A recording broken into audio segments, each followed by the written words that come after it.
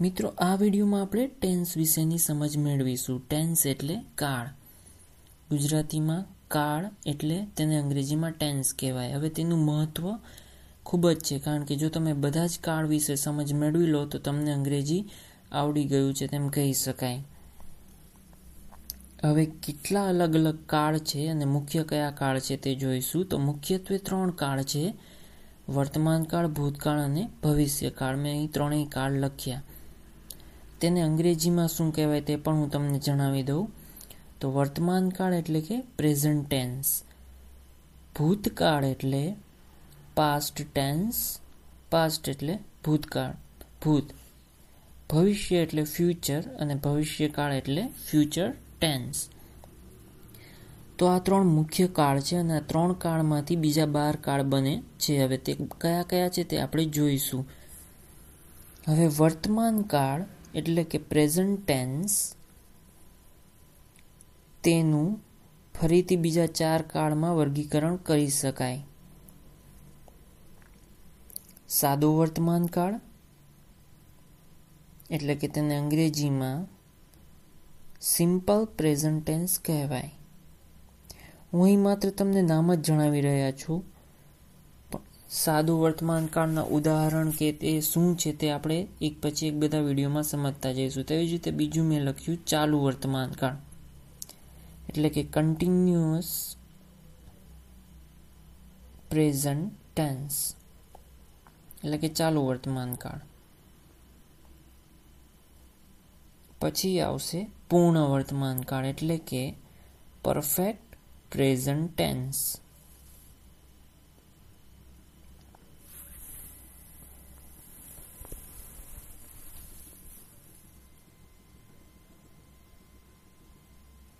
ત્યારબાદ આવે છે ચાલુ પૂર્ણ વર્તમાન કાળ.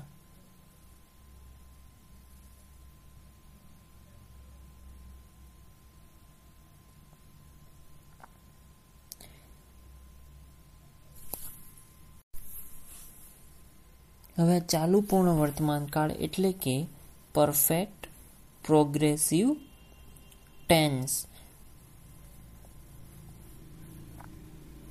મિત્રો, આ પ્રોગ્રેસિવ શબ્દ તે કન્ટિન્યુઅસનું સમાનાર્થી છે. એટલે કે મેં આગળ લખ્યું ચાલુ વર્તમાન કાળ, ત્યાં પ્રોગ્રેસિવ પ્રેઝન્ટ ટેન્સ પણ કહી શક્યા હોત. અહીં પરફેક્ટ કન્ટિન્યુઅસ ટેન્સ એમ પણ કહી શકાય. હું પ્રોગ્રેસિવ શબ્દ વાપરીશ કારણ કે તે વધારે ઉપયોગમાં લેવાય છે. તો આ 4 કાળ થયા. હવે ભૂતકાળ વિશે. તો ભૂતકાળમાં પણ તેવી જ રીતે વર્ગીકરણ કરી શકાય. ભૂતકાળમાંથી પણ બીજા 4 કાળ આપણે વર્ગીકરણ કરી શકીએ.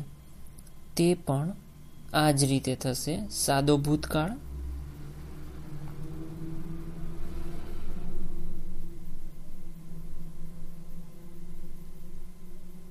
સાદો ભૂતકાળ એટલે simple present, simple past tense. Present તો વર્તમાન થશે.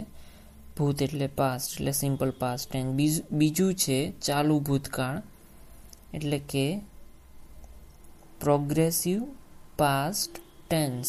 જેમ મેં પહેલાં કહ્યું કે પ્રોગ્રેસિવ એટલે કન્ટિન્યુઅસ, અહીં કન્ટિન્યુઅસ પાસ્ટ ટેન્સ પણ તમે કહી શક્યા હોત.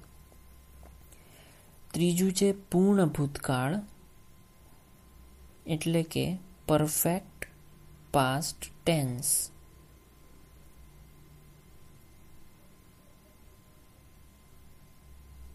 અને એના પછી આવશે ચાલુ પૂર્ણ ભૂતકાળ એટલે કે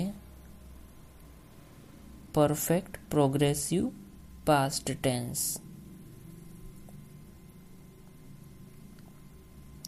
તો આપણી પાસે 4 વર્તમાનના અને 4 ભૂતકાળના, એવી રીતે 8 થયા. અને આવી જ રીતે બીજા 4 ભવિષ્યકાળના થશે. તમે વિચારી શકો છો કે તે કઈ રીતે હશે, કેમ કે તે આ જ રીતે હશે. ભવિષ્યકાળમાં પણ હું થોડીક જગ્યા કરી લઉં. અહીંયા આ બધું ભૂસી નાખું છું. અહીંયા હું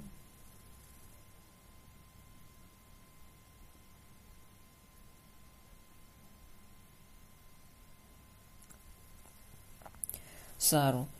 તો હવે આપણે બાકી વધેલા કાળ વિશે જોઈએ. ભવિષ્ય કાળ એટલે કે ફ્યુચર ટેન્સ,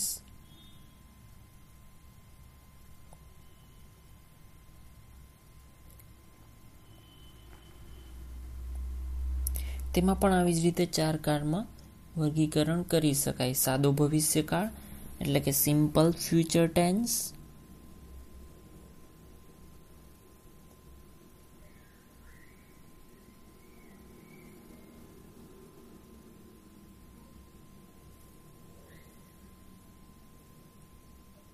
પછી આવશે ચાલુ ભવિષ્યકાળ એટલે કે પ્રોગ્રેસિવ ફ્યુચર ટેન્સ,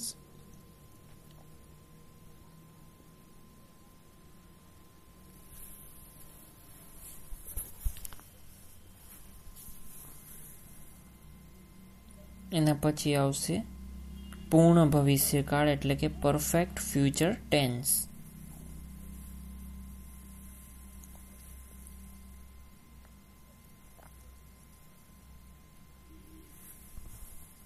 અને સૌથી છેલ્લે આવશે ચાલુ પૂર્ણ ભવિષ્યકાળ એટલે કે પરફેક્ટ પ્રોગ્રેસિવ ફ્યુચર ટેન્સ. તો આપણી પાસે આ રીતે 12 કાળ થાય છે. હવે આ બધા જ કાળની એક પછી એક સમજ મેળવવી જરૂરી છે, તો તમે અંગ્રેજી પર સારું પ્રભુત્વ મેળવી શકો છો. દરેક કાળ સમજવા એક ઘણી મહત્વની બાબત છે અને તે ઘણો સમય લઈ લે છે. એટલે આપણે ધીમે ધીમે વિડીયોમાં એક પછી એક બધા કાળ લેતા જઈશું. પહેલા સાદો વર્તમાન કાળ, પછી ચાલુ, પછી પૂર્ણ, પછી ચાલુ પૂર્ણ વર્તમાન કાળ, એ જ રીતે ભૂતકાળ અને પછી ભવિષ્યકાળ. તો મિત્રો, આશા રાખું છું કે આ વિડીયોમાં તમને બધી ખબર પડી.